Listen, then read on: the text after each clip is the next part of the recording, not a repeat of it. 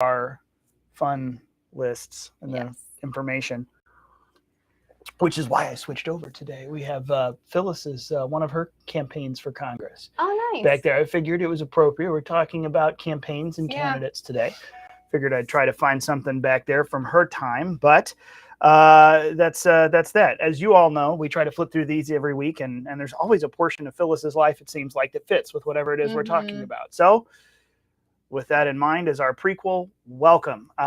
We didn't talk about who's doing this, but I'm going to just do it, I guess. That's fine. All right. It's my turn anyway, I feel like. Actually, you did it last week, but it's fine. Go ahead. Oh, okay. Not that we're keeping track. Welcome, everybody, to Unauthorized Caucus. It's Thursday. It's noon. Therefore, it's time for an Unauthorized Caucus over the lunch hour. Thank you for joining us. If you're outside the central time zone, thank you for joining us during work hours. And we appreciate you being here every week to have some of these discussions with us. As always, please like, share, and subscribe. If you're on YouTube, Facebook, Twitter, whatever it is, share this right now. Make sure it gets over to a friend of yours. You can let them know about the discussion, and also hit the subscribe button. If you're on YouTube, hit the little notification bell so that you make sure you see whenever it is we fire up one of these live streams or upload a new piece of content. We want to make sure that that gets to you despite anything big tech may or may not want us to get out. And as always, make sure you go over to phyllisschlafly.com, and there you can sign up for our email list. Up at the very top, you'll just put in your name and email address, and that will make sure, no matter what, we can get to you, and you can get to us if you need once you've received an email, or just email info@phyllisschlafly.com. Or for today, Ryan at phyllisschlafly.com. If you don't want to comment publicly a question that you feel like is stupid, which there are no stupid questions when it comes to today's topic, becoming an informed voter. So, as you may have seen, Joanna and I are about to go vote next Tuesday. We don't believe in early voting, and we don't actually have early voting in Missouri. We have absentee voting that you can do a little early, but there's an excuse required.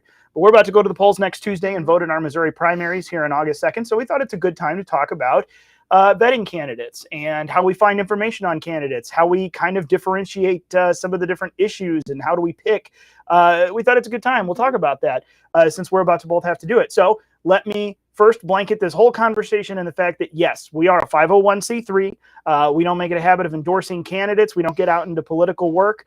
But for the sake of this conversation, we're going to be saying a lot of our own opinions, a lot of our own tips and tricks, how we go find information. So if we're using the names of candidates, it'll either be as an example, just for informational purposes as we talk about this topic, or it'll be a personal opinion. This in no way, shape, or form has anything to do with our organization, which does not go out and endorse candidates in elections. So just to be clear off the get-go, but then we wanted to spend a few minutes talking about it. So first of all, how do we find information? Joanna, some candidates are easy to find because they're mailing you stuff every day. Some of them aren't. How do you go and look up what's coming down on your ballot? And tell me a little bit of your process, start to finish. So I actually have a list, just some ideas of what I do so here in St. Louis County, we actually have a sample ballot that is mailed to our house.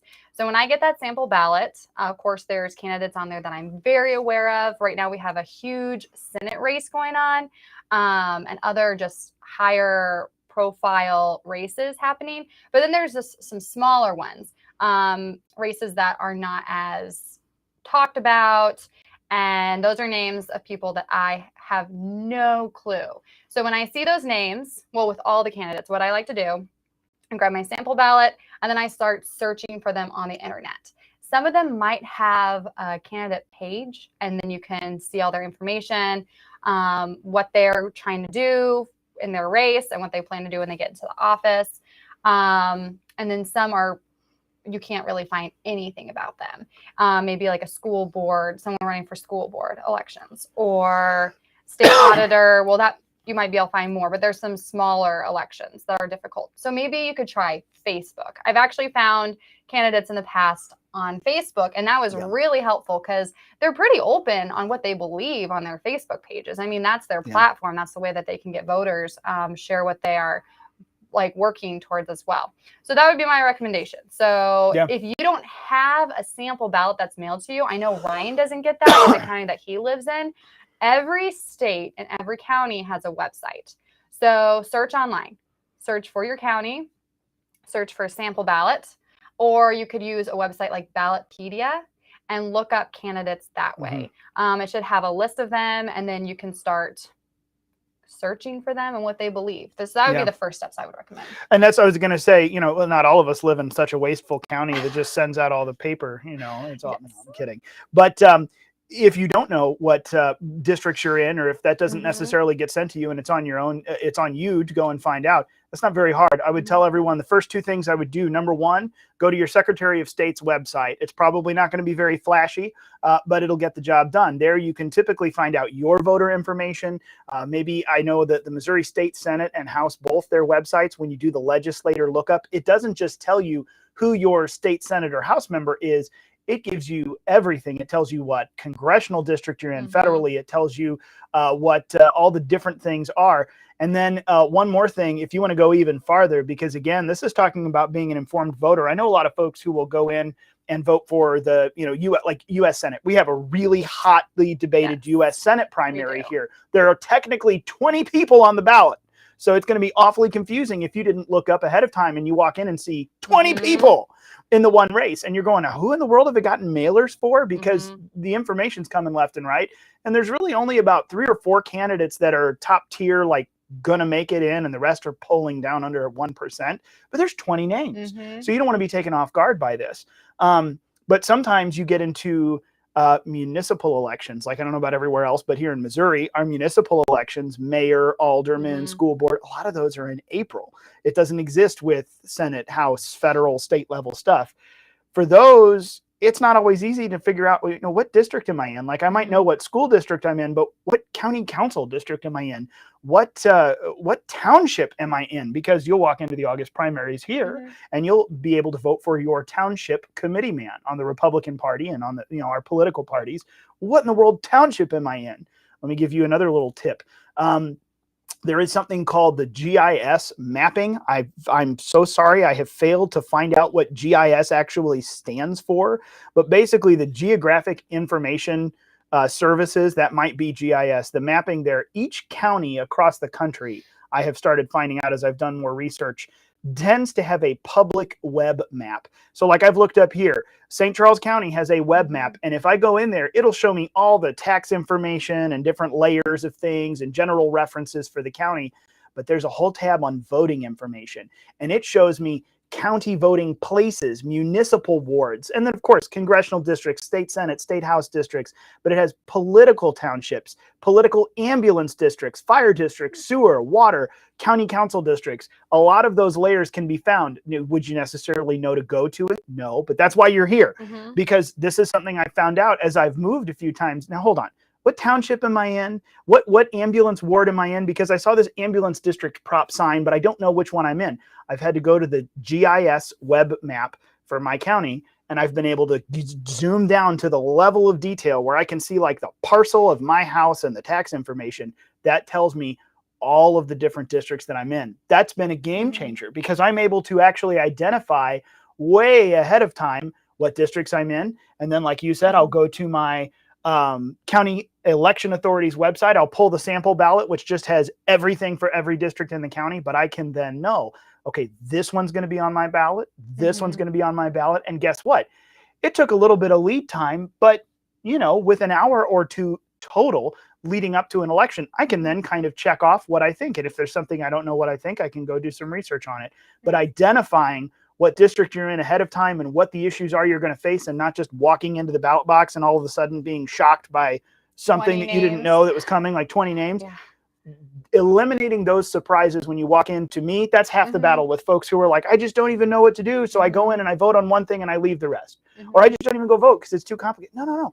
If you find out what districts you live in, which takes a little bit of legwork, that can remove more than half the battle, because then looking over what the actual issue is and deciding it, people know what they think about things, but trying to find out what in the world am I actually going to have to go and vote on, when you remove that barrier, man, this whole thing just becomes a lot easier. At least I've found, as people have come to me over the years and asked, can you help me figure out where I am and how to look these things up? But yeah, I was going to say as well, when you get to some of those smaller races too, like someone running for county council or ward alderman in your city, a lot of them aren't going to have a website, but almost everyone has a Facebook page now. So if I've ever run across social media. Some form of social media. So even if it's just their name and they don't actually have a, John Smith for so-and-so school district. If you find that person, you'll be able to start finding out some of their public commentary, and you can kind of get a gauge on if you want to support that person for this office or not. So don't just think, a website is going to exist. Go onto social media and find them, and you'll probably find your way to it. So I know in the past when I've had our sample ballots mailed into my house, then it hasn't taken me, you had to spend some time on the research, but it doesn't have to take hours, because you'll find quickly what their stances are on different issues and if that's something that you agree with or not. And so it'll be pretty easy once you get those sample ballots. And just another thing for at least the St. Louis County, all I had to do was put in my address on the website, and that also popped up the sample ballot online. So I would imagine that in most states, and I haven't looked this up personally, you would have something similar in your state. Now, once I've looked at the sample ballots, I see the 20 people running for Senate here in the state of Missouri. I start looking at what stances they have. And are you okay if we go into that part of this discussion? Yeah, absolutely. And I mean, some of, as we weave in and out of some of this discussion, we're kind of, some of it you may be familiar with, like, yes, I know how to look at the issues. Well, we're just kind of going front to back, because there are a lot of folks who have just given up on this because of how complicated it seems, when in fact, I mean, not only is this something that's really not that hard, we ought to do it, but we ought to do it. This is our important role and duty in society as a citizen. We are the sovereign of this nation that gives our consent. The consent of the governed is given to these folks. Go and consent and have your voice be heard into who you want to go and represent you. When we give that up, then we kind of give up our right to complain about what anyone's doing up there, because you're not going in. So, we're going to go, there are a lot of people who've given up, and we're just going to go front to back. So if we hit something that you're familiar with, bear with us. Yes. We're going to get to spicy stuff later, I'm sure, that you'll be interested in. So, and our stance is absolutely go and vote. Like, don't miss an opportunity to vote in your county. Maybe you have someone, and I didn't even think about saying this until just now. There are organizations that send out suggestions on who to vote for. Maybe you have someone that you could trust. You could send those suggestions to us. That would be great. We sometimes recommend people to different organizations as well to call, because we are a 501c3 and cannot tell people how to vote. We can give suggestions like we're about to do now, but those are some options too. You might have people that can guide you in this, and not as much of you having to do the research yourself. But when I'm doing the research myself, oftentimes there are single issue voters. I would not consider myself a single issue voter, which means I would look at candidates and I would want to see what their stance is on life. Can I ask you now, can I break in and ask you a question? I'm curious. Okay. Because the way I was raised, and I may get the phrasing wrong, and one of my parents might actually be watching and they'll tell me if I got the phrasing wrong. But generally, the way I remember being raised was, we didn't treat our vote as, this is not an absolute, total moral endorsement of a person. My vote is a strategic tool. So there's some gray area. Like, you never compromise on your convictions. We all know the phrase, the cliche things that are true. I mean, even though you say it a lot. But voting is not a total moral endorsement of someone. I am using a strategic tool to pick and leverage different things. So I've got some flexibility when I choose to vote and how I vote and who I vote for. Do you view it that way, or is it a little bit more like, no, I would never put my name behind even the slightest? I'm just curious. That's a really good point. I would say there are some gray areas in specific situations. I'm glad that you brought that up. Some gray areas in some specific situations. Did we hear all the qualifications right there in that statement? That was good. Thank you. You should run for office one day. Oh, no, that will never happen. So I definitely look at their stance on life. That would be one issue, because if they are very pro-life, I'm probably going to agree with them on some other issues that they stand for too. And then another thing I would look for, what are their views on family and religious liberty? But those are just some personal things for myself. Now, there are times where you do have a limited amount of candidate options, which is probably where the gray area would come into. Yeah. And that's more not in a primary. Usually that's when you get to the general election. Like, now we've got 2 or 3 candidates, and the divide amongst these people is a lot more significant than in the primary, when we're all a little closer together, together, and we're deciding based on some nuance. But so those would be some things I look for. Sure. What about you? No, that's the same thing. And maybe this terminology isn't the best, but I know a lot of folks who are kind of what I would call single issue voters. I really only look at the one thing and I vote on that. And I'm like, yeah, there's a lot of issues I care about. And honestly, every single issue affects me, because these people are going to make decisions on taxes and policy and law, all of these things, whether it's fiscal or social, that affect me eventually at some point. So it matters, even if it doesn't necessarily affect me, but it affects society as a whole. That all these things should matter. So I can't bring myself to ever think of it as a single issue voter, but I am kind of what I guess I'd call a prerequisite voter. I may not vote for someone just because they're pro-life in a single issue mindset, but you have to be pro-life. That's a prerequisite for me. I'm not going to vote for someone who, oh man, you want to slash and burn taxes, but you also want to make abortion completely legalized up to the 9th month. Well, no, I'm not going to vote for someone who's that gravely wrong. Of course, I would argue, and Phyllis Schlafly always argued as well, if someone's that wrong on such a deep moral issue, you will then find the flaws in their fiscal policy. And I forget, she said, I wish I would have had Gwen will probably correct me when we get out of here. Our wonderful librarian and archivist who's watching right now and knows where I'm going. But Phyllis Schlafly always made the point, essentially, I'm gonna use my own words, that you will often find people who are, if you find someone who's socially conservative, they will be fiscally conservative. That's pretty much, universal truth. But if you find someone who claims they're fiscally conservative but not socially conservative, it's only going to go so far, because those two things have to go hand in hand. So that's when I say a prerequisite voter. If someone is against traditional marriage, if someone is against the lives of unborn babies and the health and safety of young mothers who are being forced into these abortion clinics, like, then you may say that you're low taxes, limited government, but we're going to find some issues and inconsistencies along the way, because some of these big moral issues you need to have right. Otherwise, these other ones are going to fall apart. And I may not be fully doing justice to what she said, but that's where I'm not a single issue, but I am a prerequisite. So it's you got to have some of these things covered. Otherwise, you're not going to earn my approval. But then again, though, we get into the gray area. What if your person didn't win the primary, but wow, not to bring up the whole lesser of two evils, but the reality is you're voting between these two different choices, and which one is better? I mean, it's not a matter of, well, neither is perfect, so I'm not going to participate. Well, I'd rather have a say. So I have to decide, where the scale is and which one's better here. Or are they both horrible? I've done that before.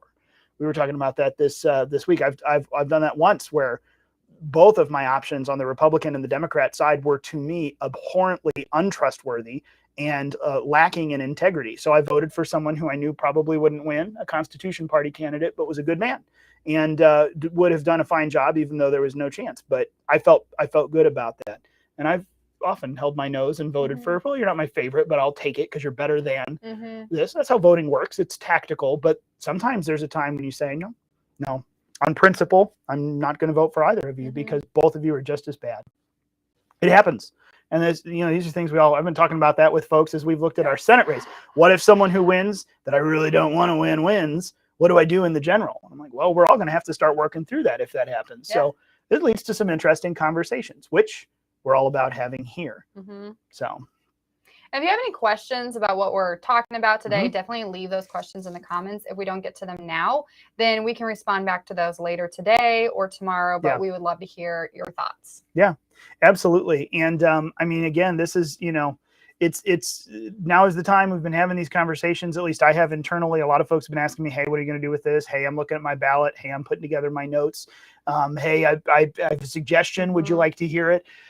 And it's been interesting because it's this interesting mix of, am I voting on principle? Am I voting on strategy? Is it a combination of both? Not that you ever let principle go. Again, you don't compromise on your convictions, but sometimes I'm making a tactical judgment. These two seem to be, both pretty steady here. So I'm going to go with this one for a tactical reason. Strategically, I think this is who I'd rather have right now in this moment, in this position. Not necessarily because they're more conservative than this person or whatever it is. This person actually might be more, values based, and they'll always vote pro-life no matter what. Well, this guy's mostly pro-life. I don't have a reason to distrust that, but I really want him to go and do X right now, which I think he's got the skills for more than he does.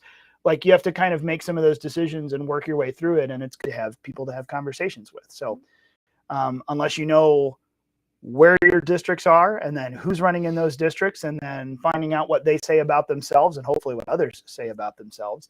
Because as we all know, a candidate issue page may not exactly be the best representation of what they have done when given power. We know a lot of people who your issues page looks a whole lot different than what you did once you got in. Yes. So it's always nice to be able to find that out if it exists. So go and look for voting records too. You'll find a lot of, you referenced, there are a lot of organizations who will put together that information for you and say, okay, even there's a magazine here in Missouri called Frontline that talks about judges. Judges are hard to find. So they spend hours and hours and hours researching and saying, okay, in Missouri, we vote to retain or not retain this judge because our governor, the executive branch picks the judges, and then Missourians get to vote whether we keep them or not at the end of their term, even though we didn't pick them. But that's kind of hard to find. You have to find out, well, what did they do? So there's a group that exclusively dedicates an entire issue of their magazine to, okay, this judge was appointed by this governor, if that matters to you, and then they did this on this case. They seem to have a bend toward deciding these cases this direction. Like, we're not here telling you what to do. We're just telling you what they've done. And then you can decide if you like that or not. That's hard information to find. And if you find a good source, like a Frontline magazine here in Missouri, man, latch onto them and keep that, contact, because that's invaluable to find people who have the wherewithal and the time to be able to put that together for you, because you can spread that. I mean, who could go through and look at all the case law of a judge? And yet this is something we get to vote on. So you want to be informed and know what to do.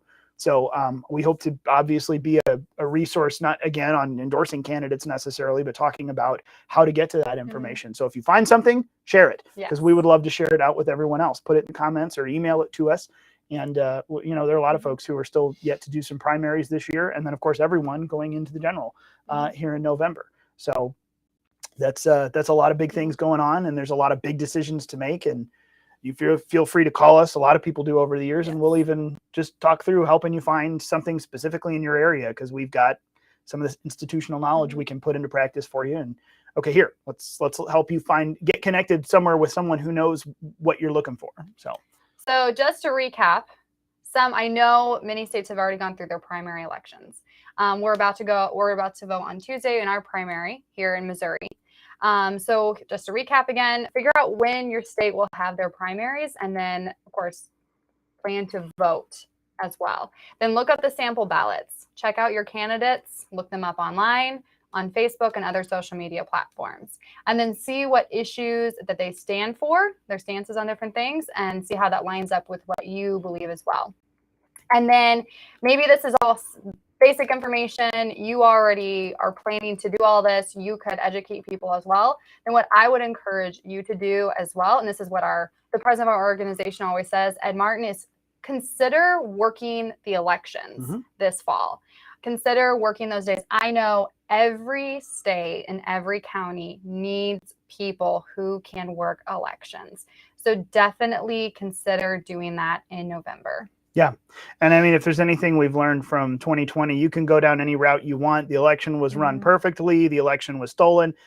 Whatever it was, there were enough stories and videos and different things that came out that show, if nothing else that you believe about 2020, we need people of integrity at every level, whether it's a judge sitting there helping folks sign in and get their ballots, whether it's someone overseeing the counting process, whether it's watchdogs that are looking at the county officials, the state officials that are running these. We need people of integrity, citizens of integrity at every level to be engaged and participating in this as a voter, as a judge, as a watchdog, maybe running for office yourself because the person in your area sucks and you want to replace them because they don't care about the public trust.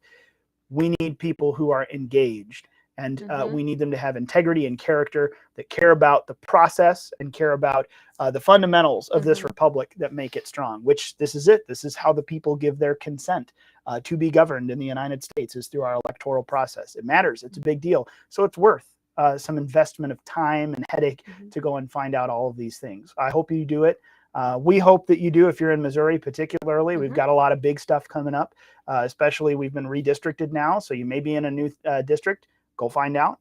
And then please, like we said, we started off, like, share, and subscribe. Get this out there. If you know someone who this will be helpful for, share it with them. If you know someone who needs a little TLC and trying to help figure out where they are because they need to get back into the game of voting, Not that it's a game, you know what I mean, the turn of phrase, sorry. It's not a game, although sometimes it feels like they're playing games with us. Send them to us, and we'll help them. We would love to help them. They can call the center, and we'll help them figure out where they are and get them plugged in with someone who might be able to get them information. So we would love to help and be a resource. Connect with us online. Don't forget to like, share, and subscribe, and go on to the website, phyllisschlafly.com. Sign up for the email list. Not only will you get notifications about awesome videos like this that we get to do every week, but you get a lot of other things, our publications and alerts and different things as well. So thank you so much for joining us. You have anything to cap it off? We're all good? Yeah, I think we're good. All right. If you're in Missouri, go vote next Tuesday. And we will see you next Thursday for another Unauthorized Caucus.